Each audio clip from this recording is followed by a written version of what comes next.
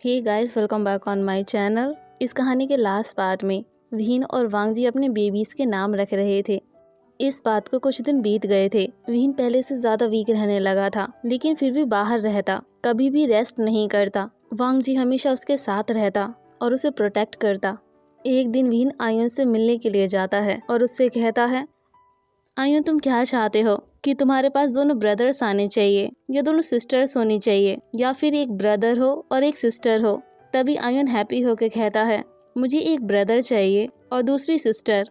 तभी विहीन हंसते हुए कहता है, एक बार और सोच लो तुम, अगर तुम्हारी सिस्टर हो गई तो उसे दूसरी साइड जाना होगा जहाँ पर दूसरी लेडीज रहती हैं। तभी आयुन कहता है, लेकिन हम गुंजन तो कभी अलाउ नहीं करेंगे। ये सुन के विहीन स्माइल करने लगा था। उस वक्त आयुन बहुत ज़्यादा खुश था। तो विहीन कहता है, इसके अलावा और क्या है आयुन जिसकी वजह से तुम्हारा फेस रेड हो गया है। तभी आयुन स्माइल करते हुए कहता है, वो मैं जीलिंग को पसंद करता हूँ। तभी जीलिंग स्माइल करते हुए कहता है, और हम दोनों साथ में भी हैं। ये सुन के विहीन शॉक्ड हो गया था। उसी वक्त वहाँ वांग जी आ गया था और विहीन के पास जाके बैठ जाता है और उसके बाद कहता है, तुम दोनों साथ में हो, तुम दोनों साथ में हो और बहुत ज़्यादा खुश हो। ये तो बहुत अच्छी बात है और मैं वेट नहीं कर सकता कि जब ये बात पीकॉक को पता चलेगी तो वो कैसा रिएक्शन देगा। वांग जी स्माइल कर रहा था और आयुन विहीन को थैंक यू कहता है उसे परमिशन देने के लिए। विहीन आयुन को हक कर लेता है और आयुन से कहता है, मुझे तुमसे कुछ पूछना था, तो क्या मैं पूछ लूँ? आयुन कहता है, ऑफ कोर्स आप पूछ सकते हो। तभी विहीन कहता है, मुझे ये बताओ तुम मेरी तरह हो ना? ये सुन के आयुन कहता है, क्या मतलब है आपका? मेरे कहने का मतलब है वाइफ, जैसे मैं वांग जी की वाइफ हूँ और तुम जीलिंग की वाइफ होगे। ये सुन के आयुन का फेस रेड हो गया था और विहीन हंसने लगा था। वांग जी को पता था अगर विहीन वहाँ बैठा रहता तो आयुन से ना जाने कौन से क्वेश्चन पूछने लगता। वांग जी विहीन को कैरी करता है और उसे रूम में ले जाने लगता है। विहीन अपने रूम में जा रहा था और फिर भी हंस रहा था। एक दिन सभी नाइट हंट पे जाते हैं। जीलिंग और आयुन दोनों साथ में चल रहे थे। जिंगशा का हाथ सिचन ने पकड़ा हुआ था और वांग जी ने विहीन को कैरी किया हुआ था। जिंगशा जीलिंग को देख रहा था। जब सभी अपने डेस्टिनेशन पे पहुंच जाते हैं तो विहीन और वांग जी ने अपने टेंट को बना लिया था और दोनों टेंट के अंदर थे। जब जिंगशा वहां पहुंच जाता है तो विहीन को आवाज़ देता है। जब कोई आवाज़ नहीं देता तो जिंगशा टेंट के अंदर देखने लगता है। वो सब देख के जिंगशा का फेस रेड हो गया था और जिंगशा चिल्लाते हुए कहता है, वेभूषण तुम कितनी ज़्यादा शेमलेस हो गए हो। तभी विहीन कहता है, आपको तो पता है ना हम दोनों मैरिड हैं, तो आपको ऐसे नहीं देखना चाहिए था। जिंगशा कहता है, तुम कैसी बातें कर रहे हो, जल्दी से बाहर आओ और हमारी हेल्प करो। जब जिंगशा सिचन के पास पहुंच जाता है तो उसकी हेल्प करवा रहा था। तभी जीलिंग को और आयुन को देखता है, जहां जीलिंग आयुन को दूसरी साइड ले जा रहा था। ये सब देख के जिंगशा चिल्लाते हुए कहता है, अगर जीलिंग तुम यहाँ नहीं आए ना तो मैं तुम्हारी लेग्स को ब्रेक कर दूंगा। ये सुनकर जीलिंग अपनी टंग को शो करता है और आयुन को लेकर वहाँ से चला जाता है। जब दोनों दूर पहुँच गए थे तो जीलिंग कहता है, तो हम दोनों करते हैं। ये सुन के आयुन का फेस रेड हो गया था और आयुन कहता है, ओके। इतना कहते अपनी आइज को क्लोज कर लेता है। जीलिंग अपनी काइट को निकालता है और आयुन को दिखाते हुए कहता है, इसे देखो तुम, और वैसे तुमने अपनी आइज को क्लोज क्यों कर लिया? जब आयुन अपनी आइज को ओपन करता है तो काइट देखकर स्माइल करने लगता है और जीलिंग से कहता है, कुछ नहीं, बस ऐसे ही मैंने अपनी आइज को क्लोज कर लिया था। दोनों साथ में खेल रहे थे और जीलिंग आयुन को देख रहा था और स्माइल कर रहा था। तभी जीलिंग आयुन के पास जाता है और उसके हाथ को पकड़ लेता है और आयुन से कहता है, मैं चाहता हूँ तुम मेरे साथ चलो और मेरे मॉम डैड से मिल लो। आयुन कहता है, अभी? लेकिन मैं तो बिल्कुल भी प्रिपेयर्ड नहीं हूँ। जीलिंग पाउटिंग करते हुए कहता है, तुमने भी तो अंकल वे को बता दिया था, तुमने भी तो अंकल वे को बता दिया था ना। मैं भी प्रिपेयर नहीं था, तो मेरे साथ चलो अब। इतना कहती दूसरी साइड देखने लगता है। ये सब देख के आयुन को बुरा लग गया था। आयुन जीलिंग के हाथ को पकड़ लेता है और उससे कहता है, मुझे माफ़ कर दो। जीलिंग कहता है, ओके, मैं तुम्हें एक शर्त पे माफ़ करूँगा, अगर तुम मुझे किस करोगे तो। आयुन का फेस तो रेड हो गया था। आयुन कहता है, अभी किस करना है क्या? जीलिंग अपने सिर को हाँ में हिला देता है। आयुन कहता है, ठीक है, पहले अपनी आइज़ को क्लोज़ करो तो। जब जीलिंग अपनी आइज़ को क्लोज़ कर लेता है तो आयुन उसके पास आ रहा था उसे किस करने के लिए। आयुन जीलिंग के लिप्स के पास जाता है लेकिन उसे किस नहीं करता। ये सब देख के जीलिंग को गुस्सा आ गया था। जीलिंग आयुन को पकड़ लेता है और उसे किस करने लगता है और दूसरी साइड जिंगशा को सिचन ने पकड़ा हुआ था और उसे किस कर रहा था। और जिंगशा कंप्लेन करते हुए कह रहा था, तुम्हें तो पता है ना, अगर तुमने एक बार और किस किया तो मैं क्या करूँगा तुम्हारे साथ। ये सुनकर सिचैन कहता है, ऐसे मत कहो ना जिंगशा, मैं तुम्हारा हस्बैंड हूँ ना, तो क्या तुम्हें किस भी नहीं कर सकता? प्लीज़ मुझे किस करने दो ना। तभी जिंगशा सिचैन के ऊपर आ गया था और सिचैन से कहता है, बाद में कर लेना, आज रात को। इतना कहते स्माइल करने लगता है और सिचैन ने जिंगशा को हक कर लिया था। जिंगशा कहता, तुम कितने ज़्यादा क्लिंची हो, मुझसे दूर रहो। और वैसे तुम्हें क्या हुआ है, तुम्हारा फेस क्यों रेड हो गया? सिचैन जिंगशा को किस करते हुए कहता है, मैं बहुत ज़्यादा हैप्पी हूँ, मुझसे तो वेट ही नहीं हो रहा कि कब रात होगी। ये सुनकर जिंगशा का फेस रेड हो गया था और जिंगशा सिचैन की बात को इग्नोर कर देता है और वहाँ से चला जाता है। जब जिंगशा वहाँ से चला गया था तो वो जाके काइट को प्रिपेयर कर लेता है और सभी का वेट करने लगा था, लेकिन वहाँ कोई नहीं आता। बाद में सिचैन आता है सिर्फ और जिंगशा को किस करते हुए कहता है, तुम तो बोर हो रहे होगे ना, तो मेरे साथ टेंट में चलो ना, हम दोनों अपने काम को करते हैं और उन सबको अपना अपना काम करने दो। जिंगशा कहता है, ठीक है। ये सुनकर सिचैन और भी ज़्यादा खुश हो गया था और जिंगशा को किस करने लगा था। उसी वक्त वहाँ विहीन आ गया था और विहीन हंसते हुए कहता है, कोई पर्सन मुझसे कह रहा था कि मैं कितना ज़्यादा शेमलेस हूँ, लेकिन शायद उसने खुद को नहीं देखा था।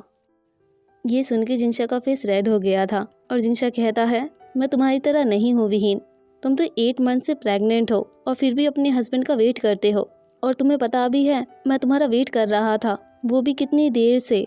इतना सुनते ही विहीन जिंगशा के पास चला जाता है और उसे हक करते हुए कहता है, तुम तो बेस्ट हो जिंगशा। वो सभी काइट को एंजॉय करते हैं। विहीन बहुत ज़्यादा एक्साइटेड हो गया था तो वो सभी शूटिंग भी करने लगते हैं। विहीन और जिंगशा दोनों शूट कर रहे थे। विहीन परफेक्ट तरीके से शूट करता है और जिंगशा विहीन को देख रहा था। उसी वक्त वहाँ वांगजी आ जाता है। विहीन वांगजी से कहता है, तुम्हारे हस्बैंड ने कितनी अच्छी तरीके से शूट किया ना, तो क्या तुम मुझे रिवॉर्ड नहीं दोगे? तो मुझे जल्दी से किस करो। वांगजी उसे किस कर देता है और जिंगशा उन्हें घूर के देख रहा था। उसके बाद सिचैन को देखने लगता है। जल्दी से सिचैन जिंगशा के पास आ जाता है और उसे किस करते हुए कहता है, तुमने भी बेस्ट किया। ये सब देख के विहीन हंसने लगा था। इसी तरीके से आधा महीना हो गया था। वांगजी सारा दिन विहीन के पास रहता और उसका ख्याल रखता। एक दिन दोनों साथ में लेटे हुए थे, तभी विहीन को हर्ट होने लगता है। वांगजी तुरंत अपने ब्रदर के पास जाता है और उनके डोर पर नॉक करने लगता है। जिंगशा और सिचैन दोनों साथ में उठ गए थे और गेट को ओपन कर देते हैं और सिचैन कहता है, क्या हुआ है तुम्हें? वांगजी तुरंत सिचैन के हाथ को पकड़ लेता है और कहता है, ब्रदर, विहीन को लेबर पेन शुरू हो गए हैं। इतना कहती विहीन के पास वापस आ जाता है। विहीन के हाथों को पकड़ लेता है और विहीन से कहता है, तुम ठीक तो हो ना? बहुत ज़्यादा हर्ट हो रहा है और तुम ये सब क्या पूछ रहे हो? उसी वक्त वहाँ डॉक्टर आ गए थे और सभी को बाहर कर देते हैं। वांगजी रिक्वेस्ट करता है तो उसे कह देते हैं, तुम अंदर रह सकते हो, लेकिन विहीन को पेन में नहीं देख पाता तो रूम से बाहर चला जाता है। और 1 घंटे के बाद एक नर्स कहती है, कॉन्ग्रेचुलेशंस, और ये रहा आपका बॉय। वांगजी बेबी को देख के बहुत ज़्यादा खुश हो गया था और उसे किस कर लेता है। थोड़ी देर के बाद वहाँ दूसरी नर्स आती है और वांगजी को दूसरा बेबी दे देती है, बेबी गर्ल। वांगजी दोनों बेबीज को, जिंगशा को और सिचैन को पकड़ा देता है और विहीन के पास चला जाता है और विहीन को हक कर लेता है। विहीन स्माइल करते हुए कहता है, लज्जा, मैं तुमसे बहुत ज़्यादा प्यार करता हूँ। वांगजी स्माइल करने लगता है, विहीन को किस कर लेता है और कहता, मैं भी। जब वांगजी ने विहीन के हाथ को पकड़ा हुआ था तो विहीन का हाथ गायब होने लगता है। ये सब देख के वांगजी शॉक्ड हो गया था और चिल्लाते हुए विहीन का नाम लेता है। ये सब देखकर सिचैन और जिंगशा डर गए थे।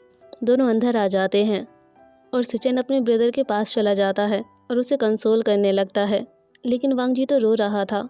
विहीन पूरी तरीके से गायब हो गया था। तभी वांगजी अपने प्लेस से उठ जाता है और वहाँ से भागने लगा था।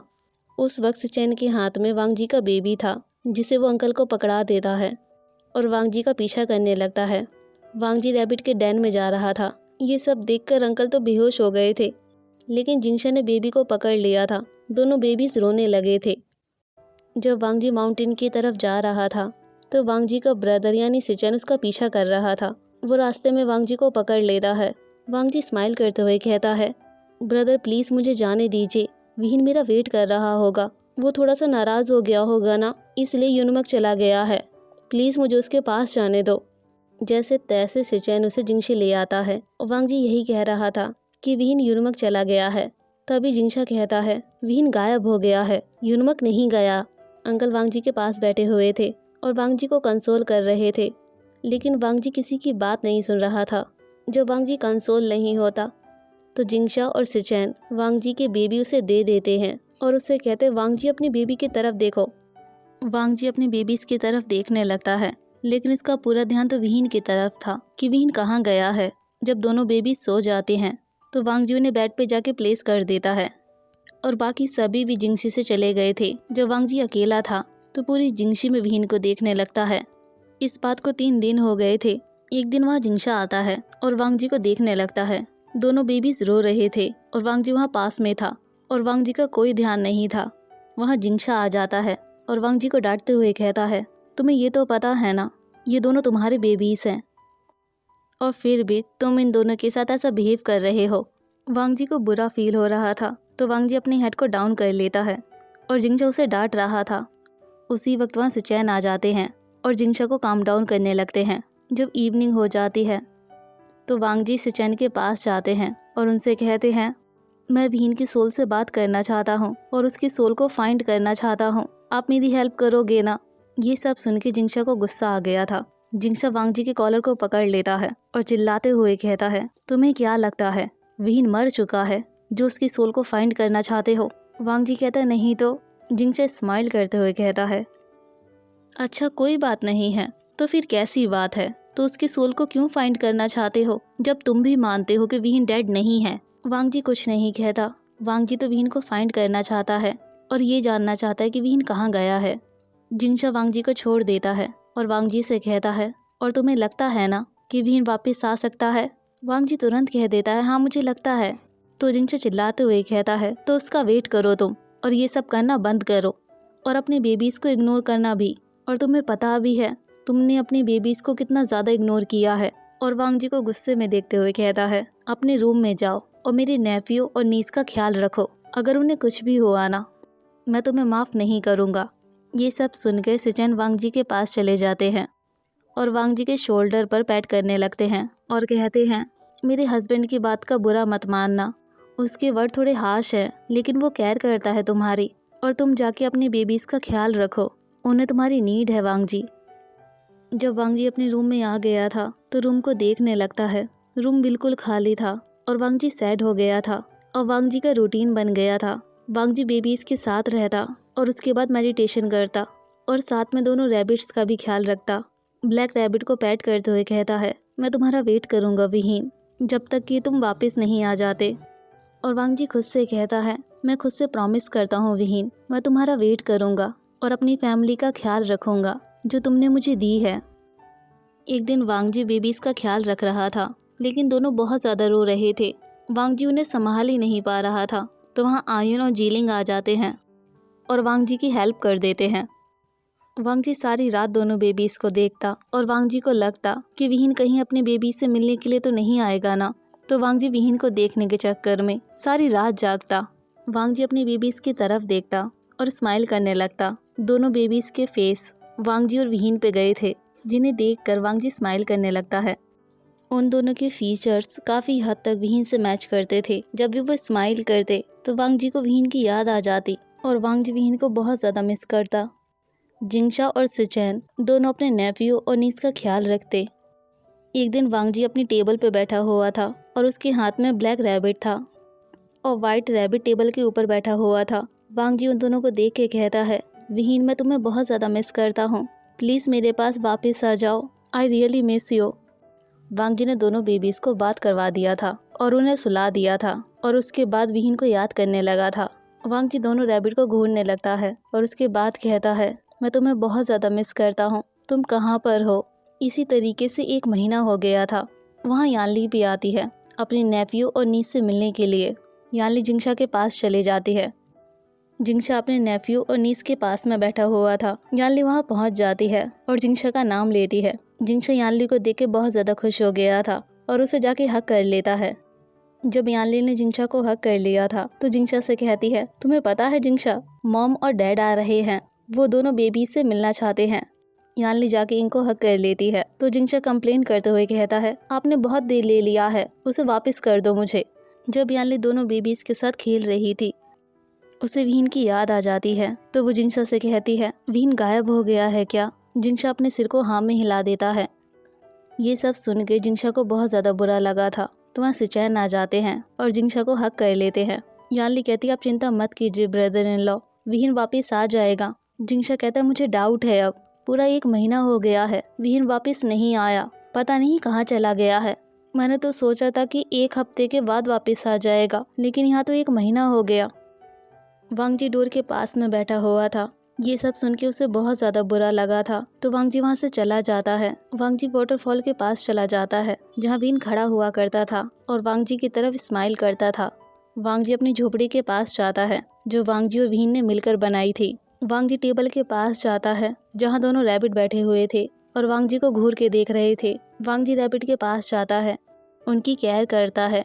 जब वांग जी वहाँ से जाने वाला था तो वांग जी की बीचन गिर जाती है। वांग जी ने बेड की तरफ देखा था, उसके बेड पे कोई था। वांग जी धीरे से बेड के पास जाता है और उस पर्सन को देख के शॉक्ड हो गया था और उसे अपनी आंखों पे बिलीव नहीं हो रहा था। वांग जी को ये सब एक ड्रीम की तरह लग रहा था और उसे डर था कि अगर उसने कोई भी मूवमेंट करी तो ये पर्सन यहाँ से चला जाएगा। तभी जो पर्सन बेड पे लेटा हुआ था वो अपनी आइज को ओपन करता है और स्माइल करते हुए कहता है लान गागा। इतना सुनते ही वांग जी की आंखों से आंसू गिरने लगे थे। वांग जी के आंसू देख के विहीन कहता है तुम्हें क्या हो गया है, रो क्यों रहे हो। इतना सुनते ही वांग जी उसे टाइटली हग कर लेता है और रोने लगता है। वांग जी विहीन को देख के बहुत ज़्यादा खुश हो गया था। विहीन वांग जी को कंसोल करने का ट्राई कर रहा था लेकिन वांग जी उसे नहीं छोड़ रहा था। वांग जी अपनी आइज को क्लोज कर लेता है और विहीन की सेंट को फील करने लगता है जिसे वो बहुत ज़्यादा मिस कर रहा था। विहीन भी वांग जी को हक कर लेता है, उसने भी वांग जी को बहुत ज़्यादा मिस किया था और स्माइल करते हुए कहता है तुमने बहुत अच्छा काम किया है लान गागा। जब वांग जी अपनी आइज को ओपन करता है तो विहीन के हाथ में एक बेबी था जिसे देख के वांग जी कंफ्यूज्ड हो गया था और विहीन हंसते हुए कहता है क्या तुम इसे नहीं जानते हो, ये हमारा 3rd चाइल्ड है। वांग जी कंफ्यूज्ड हो गया था। विहीन कहता है इतने ज़्यादा कंफ्यूज्ड मत हो तुम, मैं तुम्हें एक्सप्लेन कर देता हूँ कि मेरे गायब होने के बाद क्या क्या हुआ था। तुम्हें याद है ना लज्जा, जब तुमने मेरे हाथ को पकड़ा हुआ था और अचानक तुम गायब हो गए थे, उस वक्त मुझे बहुत ज़्यादा पेन हो रहा था। मुझे वहाँ गॉड की आवाज़ आ रही थी और वो सब मेरे मरने की बातें कर रहे थे। तभी किसी ने उन्हें शांत करवा दिया था और मुझे अचानक बहुत ज़्यादा पेन होने लगा था। तभी उसी पर्सन ने सबको मेरे पास बुला लिया था और हमारा 3rd बेबी जो हेवन में बोर्न होने वाला था, जब मैंने अपनी आइज़ को ओपन किया था तो सामने एक मैन खड़ा हुआ था जो स्माइल कर रहा था। जब हमारा बेबी बोर्न हो गया था उसने ला के मुझे दे दिया था। जब मैं पूरी तरीके से उठ गया था तो मुझे स्मेल आने लगी थी और मेरे सामने एक मैन खड़ा हुआ था जो स्माइल कर रहा था और उसके हाथों में मेडिसिन्स थी। उस मैन को देख के विहीन बहुत ज़्यादा कंफ्यूज्ड हो गया था और उसे कुछ भी समझ नहीं आ रहा था। जो पर्सन सामने खड़ा हुआ था वो स्माइल करते हुए कहता है मेरा नाम जान है। इतना सुनते ही विहीन अपने बेबी को देखने लगता है। विहीन का बेबी वहाँ नहीं था। तभी जाओ जान कहता है आपका बेबी मेरे हस्बैंड के साथ में है। जाओ जान विहीन को मेडिसिन देता है।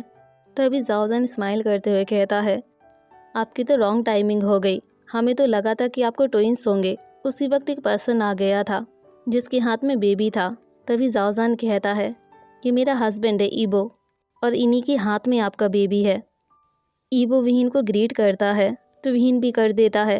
विहीन कहता लज्जा कहाँ पर है, मैं क्या उसके पास जा सकता हूँ। जाओ जान ईबो की तरफ देखने लगता है और उसके बाद विहीन से कहता है तुम अभी नहीं जा सकते हो, पहले रिकवर हो जाओ उसके बाद चले जाना।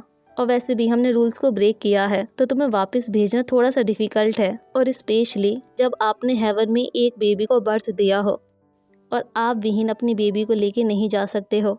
ये सुन के विहीन शॉक्ड हो गया था और कहता है आपका क्या मतलब है कि मैं अपने चाइल्ड को नहीं ले जा सकता। जाओजान विहीन के पास बैठ जाता है और उसे कंसोल करते हुए कहता है इतनी टेंशन मत लीजिए आप, हम दोनों अपना बेस्ट करेंगे और आपको वापस अर्थ पे भेज देंगे। ये सुन के विहीन स्माइल करने लगता है और विहीन सोच रहा था मुझे तो लज्जा बहुत ज़्यादा मिस कर रहा होगा और उसे तो पता भी नहीं होगा कि मैं कहाँ पर हूँ। इतना सोचते ही विहीन जाओजान से कहता है मैं लज्जा के पास तो जा सकता हूँ ना, और साथ में मेरा बेबी ये भी तो जा सकता है ना। इतना कहते ही अपने बेबी के फॉरहेड पे किस कर लेता है। जाओजान इस बात पे हाँ कर देता है और विहीन से कहता है तुम ऑलमोस्ट 1 वीक से सो रहे थे तो आराम करो तुम। इतना कहते ही ईबो और जाओजान वहाँ से चले जाते हैं। विहीन बेबी के पास में लेटा हुआ था और बेबी से कहता है मुझे नहीं पता कि तुम्हारे फादर कैसे होंगे और तुम्हारे सिबलिंग्स, वो तो मुझे बहुत ज़्यादा मिस कर रहे होंगे। और उससे ज़्यादा तो तुम्हारे फादर मिस कर रहे होंगे। मैं विश करता हूँ कि इस वक्त मैं तुम्हारे फादर के पास में होता। इतना कहते ही विन स्काई की तरफ देखने लगता है। वहाँ बहुत सारे स्टार थे जिन्हें देख कर विन कहता है, मैं तुम्हारा नाम रखता हूँ लैलिंग। लज्जा, हमारे थर्ड चाइल्ड का नाम लैलिंग है, तुम्हें अच्छा तो लगा ना। विन सोने का ट्राई कर रहा था लेकिन उसे नींद नहीं आ रही थी। वो अपने हस्बैंड को बहुत ज़्यादा मिस कर रहा था। आज के लिए बस इतना ही। सुन द नेक्स्ट पार्ट। बाय।